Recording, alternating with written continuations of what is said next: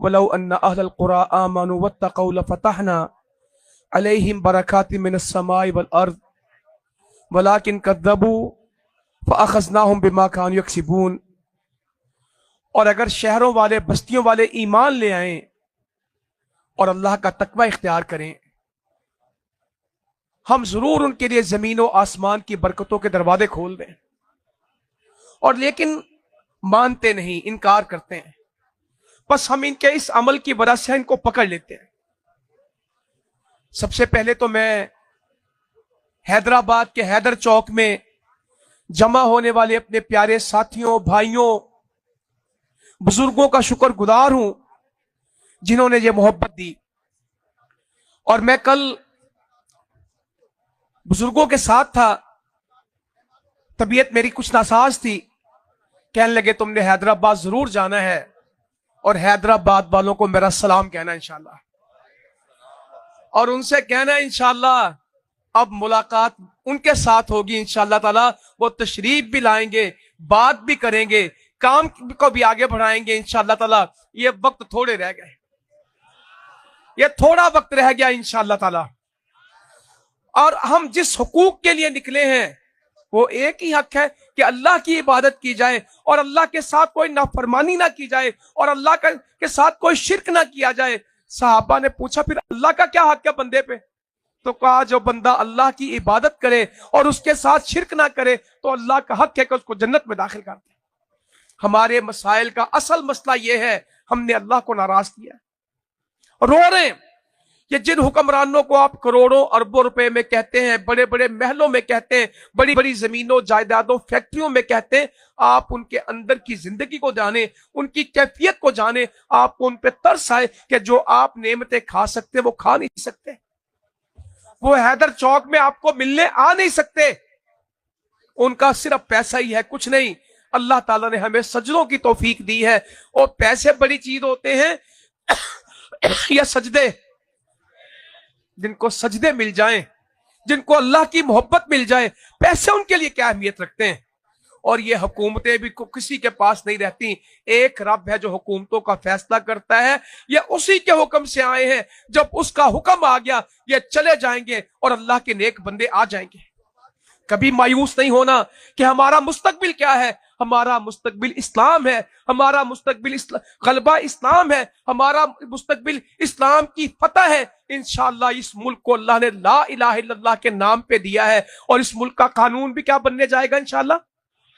لا الہ الا اللہ محمد رسول اللہ۔ یہ کسی کی وراثت نہیں ہے، یہ ملک، یہ محمد رسول اللہ صلی اللہ علیہ وسلم کی میراث ہے۔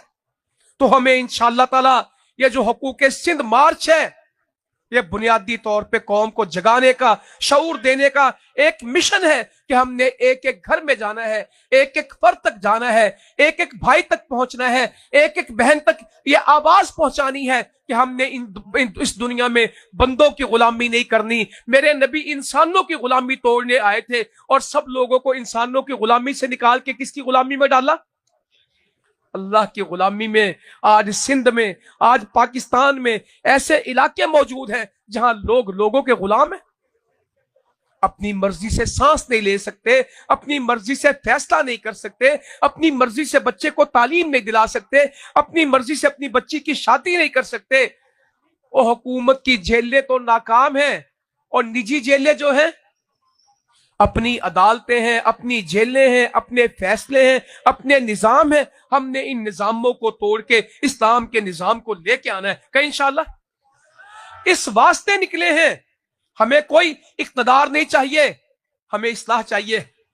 ہم اپنے لیے نہیں نکلے، اپنے رب کے دین کے لیے نکلے ہیں۔ ہم اللہ کے دین کی دعوت کو غالب کرنے کے لیے نکلے۔ اللہ تعالیٰ ہم تو ان کو کہتے ہیں تم ٹھیک ہو جاؤ، ہم تمہارے ساتھ ہیں۔ مجھے سندھ میں بڑی تکلیف ہے، سندھ میں سیدوں کی بڑی حکومت ہے، اب سے کہ سالہ سال کے ہم تو سیدوں سے اتنی بات کہتے ہیں کہ ہماری بات نہ مانو، تمہارے نانا نے جو تمہیں بات بتائی ہے اس بات کو نافذ کر دو۔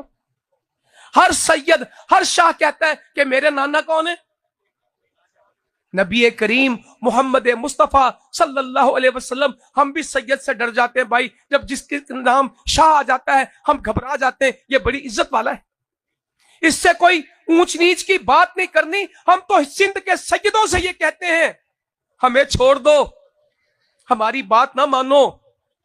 जिस नबी की तुम औलाद हो, जिनसे तुम्हारी निस्बत है, जिनसे तुम्हारी नस्ल है, उन्हीं की मान लो। हम तो तुमसे यही कहते हैं कि आज सिंध में यह नारा लगता है कि मेरे नाना का निजाम चलेगा, मैं मुल्क का वजीर आदम बनने जा रहा हूं, क्योंकि इस मुल्क का वजीर आदम कौन था? मेरा नाना था। कोई कहता मेरी अम्मी है, कोई कहता मेरा नाना है, यह मुल्क हमारा है क्योंकि नाना का था। तो हम तो सिंध में एक बात कहने के लिए आए हैं, अपने नाने की बात छोड़ दो। हुस्नैन करीमैन रज़ी अल्लाह अन्हुम अजमाइन, उनके नाने का दीन ले आओ, कोई सौदा महंगा? अपने नाने का परचम ना उठाओ। हजरत हसन हजरत हुसैन रज़ी अल्लाह अन्हुम हैदर चौक में खड़े होकर कहता हूं, हसन हुसैन के नाना का परचम उठाओ। क्या ये मुतालबा गलत है? हम तो कुछ मांगते ही नहीं। हम नहीं कहते ये कानून ले आओ, इसको छोड़ दो। हम कहते हैं कि मुल्क लिया था ला इलाहा इल्लल्लाह के नाम पे। इस हैदराबाद में मुहाजिर आके बसे थे, इस कराची से कई लोग गए थे, और गुजरात से और दिल्ली से और बंबई से और यूपी सीपी महाराष्ट्र से और राजस्थान से लोग यहां आए थे। हम इस्लाम के लिए आए थे। कारोबार हमारा बड़ा मसला नहीं, हमारा बड़ा मसला इस मुल्क में इस्लाम है। तुमने 78 साल हमसे इस्लाम के मामले में गद्दारी की है, जिसको हम अब बर्दाश्त नहीं करते। हमने तो खिदमत की, हम तो कहते थे तुम अपना काम करो, हम अपना काम करते, तुम्हें हमारी खिदमत भी गवारा नहीं।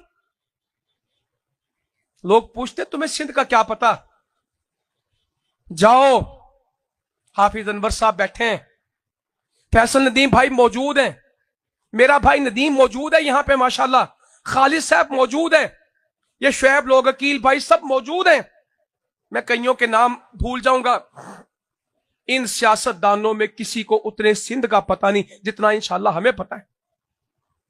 ये थरपारकर के सियासतदान को ले आए और थरपारकर की गुफ्तगू शुरू कर दें कि थरपारकर के मसाइल क्या है, हल क्या है। एक तरफ पाकिस्तान मरकजी मुस्लिम लीग को खड़ा कर देंगे, एक तरफ इनको खड़ा कर देंगे, इंसाफ का तराजू अवाम के हाथ में देंगे। कि किसकी बात करेंगे लोग? और ये गोठों से जा जाके भत्ते लेते हैं। ये भत्ते की सियासत भी क्या गंदी सियासत है। नाम खिदमत का लेना, नाम इंसानियत का लेना, नाम अवाम का लेना, और भत्ते की सियासत करना। सिंध कराची के साथ बड़ा जुल्म हुआ भत्ते की सियासत का। और भत्तों के बाद वो भत्ते वाले तो दुकान से मांगते थे, घर से फर्श से मांगते थे। अब तो वो लोग हैं जो कहते हैं पूरा मुल्क भी खा जाएंगे तो हमारा पेट नहीं भरेगा। पूरी कौम सिंध में तालीम में, तरक्की में या गुटके में, सिपारी में। खालिद साहब कहेगा अब तुम्हें नाम पूरे नहीं आते, मुझे वाकई सारे नाम नहीं आते, और उसको बैन करते हैं। जितना बैन करते हैं उतना ज्यादा मिलता है। जिस गोठ में साबुन ना मिले, जिस गोठ में पैरासीटामोल की गोली ना मिले, जिस गोठ में आपको बच्चे के लिए कागज कलम ना मिले, उसकी सारी दुकानों खोखों पे आपको क्या मिलेगा? इस पे लगा दिया कौम को, इस पे लगा दिया कौम को। माइयां बैंकों के बाहर आके जमा हो जाती हैं, 10-10 हजार 5-5 हजार में कौम बिकी हुई है। कोई नान की प्लेट पे बिका, कोई नान के ऊपर बिका, कोई बिरयानी की प्लेट पे बिका, और कोई इनकम सपोर्ट कार्ड के ऊपर। पैसों के साथ सियासत करने वाले कभी नजरिए की सियासत नहीं कर सकते। मैं तो एक और गलतफहमी भी आज दूर कर दूं। रोटी कपड़ा मकान इंसान देते हैं कि रहमान देता है? आज के बाद लोगों से रोटी कपड़ा मकान नहीं मांगेंगे, ये तो खुद मांगते हैं।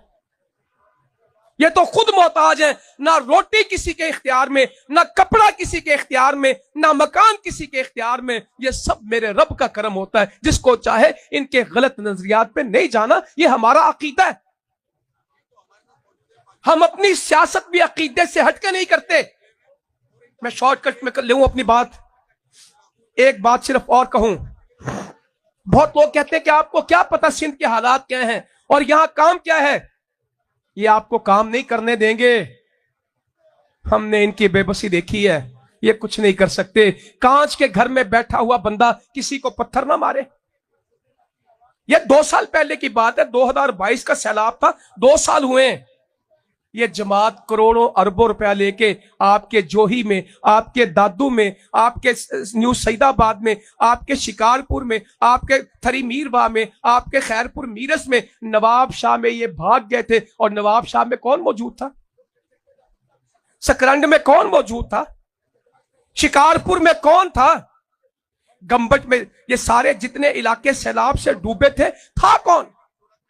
काजी अहमद और नुशैरो फिरोज के इलाके, उससे ऊपर चले जाएं, ये जैकाबाद के इलाके गंद के ढेर है। जिले क्या कहूं, जैसे जाफराबाद पीपल से दाखिल होता हूं जैकाबाद में, नाक पे रुमाल रखता हूं, गुजरा नहीं जाता।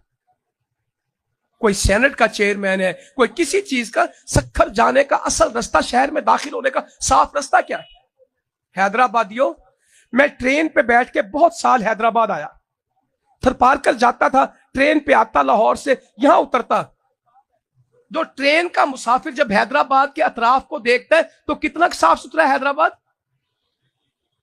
आंखें बंद करके गौर करें कि एक आदमी ट्रेन में सफर कर रहा है और वो हैदराबाद को दाएं बाएं से देख रहा है, कैसा प्यारा हैदराबाद है। फतेह चौक से दाखिल हो जाना, हाला नाका से दाखिल हो जाना, मीरपुर से आ जाना, अब तो ये छोटा मोटा चमकने लग गया। यहां तो गुजरने के रास्ते नहीं थे, क्योंकि इन्होंने यहां रहना नहीं है, ना इनके घर यहां, ना इनकी औलादें यहां, ना इनकी जायदादें। हम जानते हैं सिंध को अल्लाह की तौफीक से। मेरे उस्ताद थे, आप में से बहुत लोगों को जानते हैं। अल्लाह ताला ने काम लिया, अल्लाह ताला जमात बढ़ाएगा। हम पे हैदराबाद पे वक्त भी था, हम हैदराबाद में आते थे, कराची वापस जाते थे, रात गुजारने की जगह नहीं थी यहां। यह तो अल्लाह ने आज जमात दे दी, मेरे रब का शुक्र है। सैफुल्लाह मंसूर रहमतुल्लाह अलैह, और ये लोग पूछते तुम्हें क्या पता? हम गुद्दू बेराज को उस दिन जानते थे जब सैफुल्लाह मंसूर 26 साल पहले हम कश्मीर गुद्दू बेराज में होते थे। जिस कच्चे को ये जानते नहीं कि बख्शापुर है क्या, कंदकोट है क्या, कश्मीर है क्या, ओबारो है क्या। हमने कच्चा देखा खिदमत के लिए, तावान के लिए नहीं। जो तावान लेने के लिए आते हैं, जो तावान लेने के लिए आते हैं, फोन करते हैं, सोशल मीडिया चलाते हैं। इतना सोशल मीडिया किसी मौलवी का नहीं चलता जितना सोशल मीडिया सिंध में किसका चला? डाकुओं का। कहां चली गई टेक्नोलॉजी, कहां चलेगी फोर्सेस तो तुम्हारे 2-2 साल के बच्चे को साइकिल पे सफर करवा रहे हैं। जब इनके कानवाय आते हैं, जिस थरपारकर में, जिस सिंध में आज भी पैदल जाने का रास्ता नहीं, जब ये आए तो 50-50 गाड़ियों के कानवाय, और हटो और बचो, ये क्या जाने। मैंने थरपारकर में आपके वडेरों से कहा, आपके हुक्मरानों से कहा कि जो पानी थरिये पीते हैं तुम एक दिन तो पियो। कहने लगे साईं हमारी गाड़ी में हमारा मिनरल वाटर मौजूद है, हम ये पानी नहीं पीते। इनको क्या मालूम कि लोगों के हालात क्या हैं। हमने 1-1 किलो के बच्चे देखे, 2-2 पाउंड के बच्चे थरपारकर में, 1-1 बालिश के। मां कहत से मरती थी, 6 साल बारिश नहीं हुई थी। वो तो अल्लाह का एक बंदा आया था, अल्लाह का एक वली आया था, उसने दुआ की थी और बरसती, तो उसकी तकरीर के दौरान बारिश हुई थी। बहुत सारे लोगों को पता होगा, लोग रो रहे थे कि 6 साल के बाद हमने बारिश देखी। वो दुआ कर रहा था और बारिश बरस रही थी। हमने मिट्टी इस्लाम कोट देखे हुए, हमने गंगालत से लेके, पानीली से लेके, सूरजचंद से लेके सारा थरपारकर देखा है। मदीन का 1-1 कोना देखा है, खिदमत में देखा है, सियाहत में नहीं देखा। लोगों ने नंगर पार कर सैर के लिए देखा, हमने नंगर पार कर खिदमत के लिए देखा। लोग थरपारकर में मोर देखने गए, हम प्यास देखने गए। हमने दादू सैरो तफरी में नहीं देखा, डूबते हुए लोगों को देखा। ये नदीम बैठा है, फैसल भाई बैठे, ठट्ठा में हमारे पास जो कमरा था हम उसमें बैठ सकते थे, लेट नहीं सकते थे। रमजान के दिन थे और हमारे पास सहरी इफ्तारी की कोई चीज नहीं होती थी। पानी से रोटी रख के हमने रोजे रखे। हमें खिदमत करनी। सजावल सारा खाली था और हम सजावल में देख रहे थे कि रास्ता बनाना कहां से इंशाल्लाह। 9 कोट के सहरा डूबे हमने देखे। ये जितने मातली मीरपुर, आज मैं आया, मेरा अमीर मेरे साथ चल रहा था, हम हैदराबाद से चले थे, बदीन खोस्की तक गए थे इस तलाश में कि कोई 10 एकड़ जगह मिले जहां बस्ती मिल जाए। पानी पानी था 2011 में, हम खिदमत में लगे हुए थे। हम तो तुम्हें नहीं छेड़ रहे थे, तुम अपना काम करते, तुम करते रहते। मैंने कहा हमने तो ओबारो से, घोटकी से लेके, ये 2015 में किया हमने, नौशहरा फिरोज तक एक एक गोठ में जाके, कच्चे के इलाकों में, अब भी मेरे पास तस्वीरें होगी कि लोगों की जाके खिदमत की, उनको मनाया। तुमने खिदमत वालों को पाबंदियां लगा दी और अल्लाह ने उन पाबंदियों का फायदा इतना दिया, हम खिदमत से निकले और सियासत में आ गए, और सियासत का नाम भी खिदमत रखा इंशाल्लाह। हम नहीं आए सियासत में, हम तुम्हारी टक्कर पे नहीं आए, तुम हमारा दिफा नहीं कर सके। हुसैन हक्कानी साहब से पूछो, बहुत सारे मसाइल हैं, मेरे दिल में बहुत राज हैं, मैं वो राज, मुल्क का नुकसान हो जाएगा अगर मैं बयान कर दूं। इनकी नाअहलियों ने मुल्क का कहां कहां नुकसान किया है, मगर अब बर्दाश्त नहीं होता। हम 4थी नस्ल में गुजार रहे हैं, 5वीं नस्ल पैदा हो गई मुल्क में 78 साल में, कब तक सिसक सिसक के मरेंगे? बच्चे दवाई को तरसते हैं, बंदे हमारे अफ्रीका में फंसे पड़े हैं, डंकी लगा के भागते हैं, कश्तियों में डूब जाते हैं, हथौड़ों से लोग मारते हैं। दुनिया में जिल्लत है, ना हमारे पासपोर्ट को कोई पूछता है, ना हमारे रुपए को कोई पूछता है, ना हमारी तालीम की कोई हैसियत है। मायूसी हद से बढ़ती चली जाती है। अब हमने सोचा है इंशाअल्लाह इन मायूसियों को उजालों में बदल देंगे इंशाअल्लाह। अब वक्त गुजर गए, जो तुमने करना था कर लिया, तुम्हारी 3 नस्लें हुकूमत कर चुकी, अब मजीद गुंजाइश नहीं है। कोई पंजाब का हुक्मरान हो उसको भी कहता हूं, सिंध का हुक्मरान हो उसे भी कहता हूं, बलोचिस्तान का हुक्मरान हो उसे भी कहता हूं, ये कोई जर्दे की प्लेट नहीं है पाकिस्तान कि तुम्हें मिलती रहेगी। ये हमारे शोहदा के लहू से बना है, ये हमारे आबाओ अजदाद की कुर्बानियों से बना है, इसमें हमारा लहू है, इसकी बुनियादों में अब हम इंशाअल्लाह मजीद आगे बढ़ने नहीं देंगे। हम पाकिस्तान को ला इलाहा इल्लल्लाह का पाकिस्तान बनाएंगे, अमन का पाकिस्तान बनाएंगे, इंसाफ का पाकिस्तान बनाएंगे। अल्लाह की तौफीक से एक गरीब आदमी को उसका हक दिलाएंगे। किसी माँ को रोना नहीं पड़ेगा कि उसकी बेटी को उठा के ले गया और वो पुलिस से शिकायत नहीं कर सकती। किसी 6 साल की बच्ची की थरपार कर में इज्जत लुट जाए, बाप किसी को कह 6 साल की बच्ची, वो किसी के सामने रो ना सके क्योंकि पुलिस उसकी नहीं सुनेगी। वडेरे आ जाएंगे, सियासतदान आ जाएंगे, साईं छोड़ो अब जो होना था हो गया। यह भी अजीब मामला है कि बड़े से बड़ा जुर्म हो तो क्या लफ्ज होता है, जो होना था माफ करो माफ करो। वो उस गरीब आदमी की, उस मौलवी साहब की बेटी नहीं है, वो मेरी बेटी है। मैं ऐलान करके जा रहा हूं, बहुत हमने भुगत लिया और डरना वरना हमारा कितना है ये बेचारे क्या जानेंगे। 1857 मॉडल की बंदूकें रख के हमें बताएंगे कि खौफ किसे कहता है। दुनिया में जितने असलहे वाले हैं उनसे हमारा तारुफ पूछ लेना। इस मुल्क में हमारा तारुफ नहीं है, मुल्क से बाहर हमें पूछ लेना। हम मुल्क में कुछ नहीं करते मगर दुनिया हमें जानती है। हमारे कारकुनान को डराने की कोशिश ना करना।